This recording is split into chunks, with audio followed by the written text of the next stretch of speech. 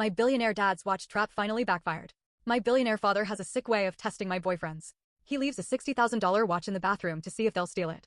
To the outside world, my father is a philanthropist and a business legend, but inside our mansion, he is a paranoid man who believes that everyone has a price tag. He especially believes that any man I date is just a gold digger in a suit, waiting for the right moment to grab a piece of his empire.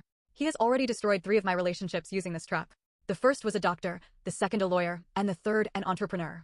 All of them saw the watch, and all of them tried to hide it or lied about seeing it. My father would always walk into the room with a smirk, hold up his phone showing the GPS tracker on the watch, and kick them out before dessert was even served.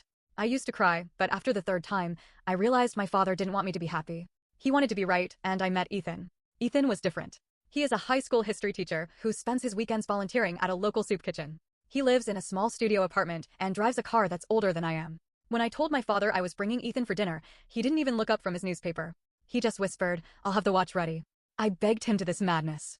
"Ethan doesn't care about your money," I said. But my father just laughed and replied, "Everyone cares about money, honey. Some just hide it better than others."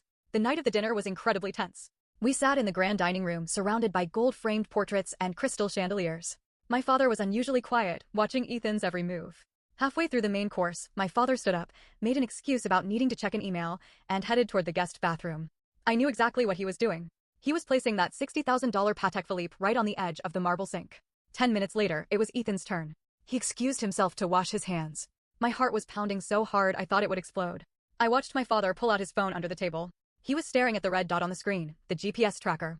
He was waiting for that dot to move. He was waiting for Ethan to fail. When Ethan finally came back to the table, he looked completely normal.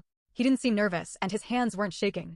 He sat down and started talking about his student's upcoming history project. My father was visibly confused. He kept tapping his phone screen, frowning.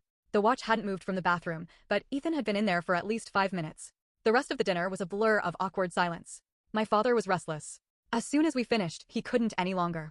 He stood up and said, "I think I left my watch in the bathroom. I'll be right back."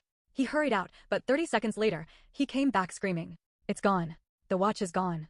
Ethan, stand up and empty your type 1 if this shocked you, type 2 if you already knew."